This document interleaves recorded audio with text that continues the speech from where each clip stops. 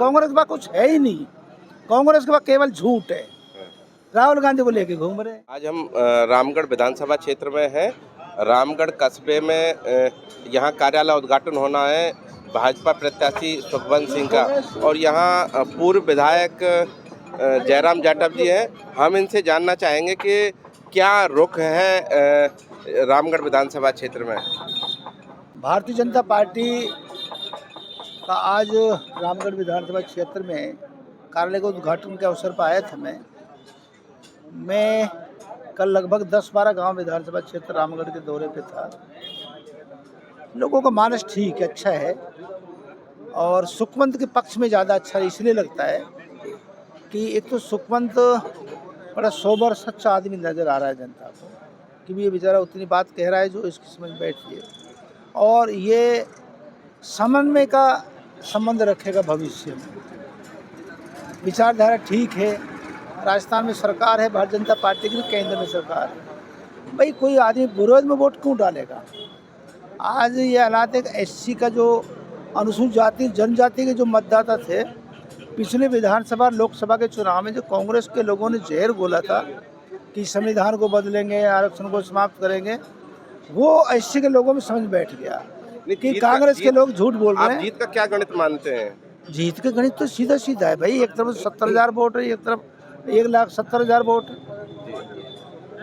ऐसा नहीं, एक तरफा वो चुनाव रहेगा। नहीं, अभी आसपास से प्रत्याशी खड़ी हो गई है, तो क्या वो वोट काट पाएगी और नुकसान पहुंचाएगी? वो प्रत्याशी मैं अपने मुंह से कहूँ अच्छा नहीं लगता। लोकल सब लोग जानते हैं ये प्रत्याशी किसने खड़ी किया है और क्यों खड़ी हुई है। उनका मकसद तो कुछ ये थोड़ी होता है चुनाव लड़ना कोई मकसद है।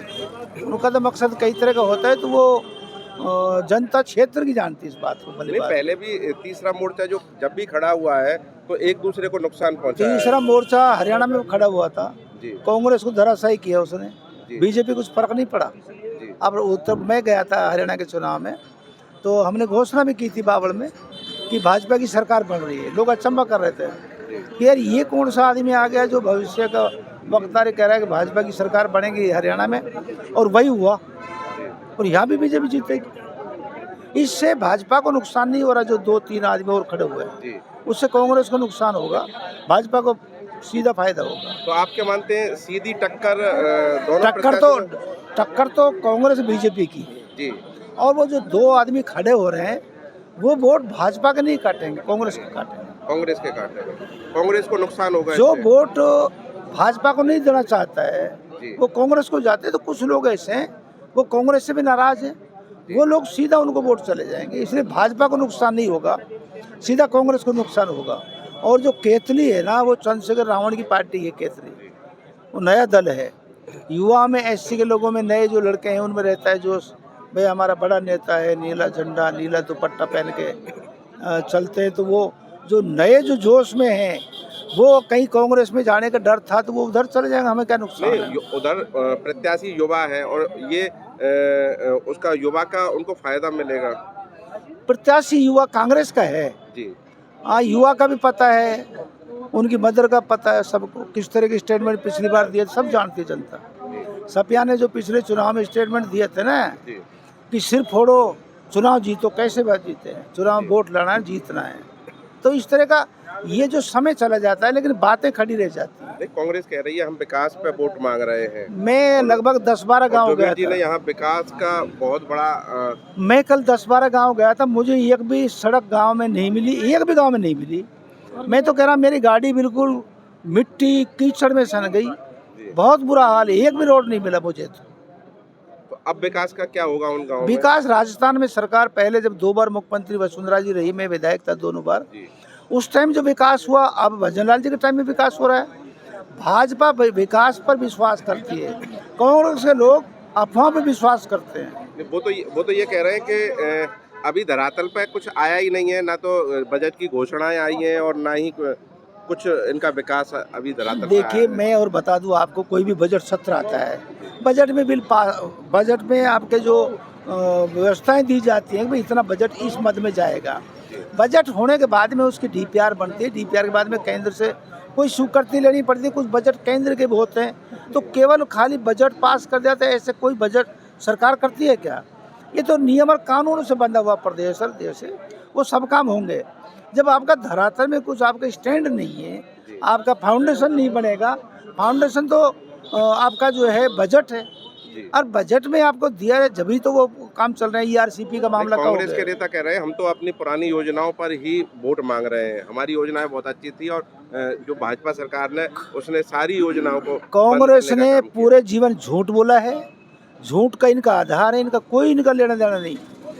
पूरा देश में 70 साल के बाद नरेंद्र मोदी की जो सरकार, अब जो कांग्रेस की गवर्नमेंट थी राजस्थान में, 27,000 करोड़ रुपए मिला, जल जीवन मिशन का मिला। किसने दिया? राजस्थान सरकार का तो पैसा नहीं था, भारत सरकार का पैसा था।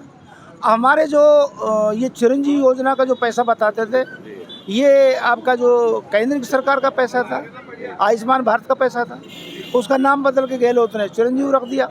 पैसा तो हमारा था, सरकार केंद्र का पैसा। देखिए, केंद्र का जो पैसा आता है, योजनाओं का बजट, वो राज्य सरकारों का बजट आता है, उसको विधानसभा में पास करते हैं। सरकार राजस्थान की तो इनका इतना राजस्व भी नहीं आता कि सरकारी संस्थाओं को समय पे इनकी तनख्वाह दे दें। इसलिए कांग्रेस जो कहती, कांग्रेस के पास कुछ है ही नहीं, कांग्रेस के पास केवल झूठ है। राहुल गांधी को लेके घूम रहे हैं, राहुल गांधी को मोहर लग गई, सब दुनिया ने पहचान कर दी उसकी जो मोहर लगी सब जानते हैं। वो अमेरिका में जाके कह रहा है कि हम समानता लाएंगे और आरक्षण समाप्त कर देंगे। उसको बहुत पता ही नहीं है कि वो ये कह रहे हैं कि बीजेपी गलत प्रचार कर रही है हमारा, हम तो अरे यार, वहाँ जो न्यूज़ चैनल है, इंटरनेशनल न्यूज़ चैनल है ना, वो क्यों झूठ बोलेंगे? अमेरिका का चैनल, वहाँ के जितने चैनल हैं, न्यूज़ चैनल है इंटरनेशनल, वो क्यों झूठ बोलेंगे? राहुल गांधी ने कहा है, अब उसको स्पष्टमेंट देते ना, स्पष्टीकरण, भाई हमने ऐसा नहीं कहा, ऐसा कहा है। वो तो कहा है, वो कहे हम समानता लाएंगे और आरक्षण को समाप्त कर देंगे। कैसे लाके समानता? अब तक तो आई नहीं।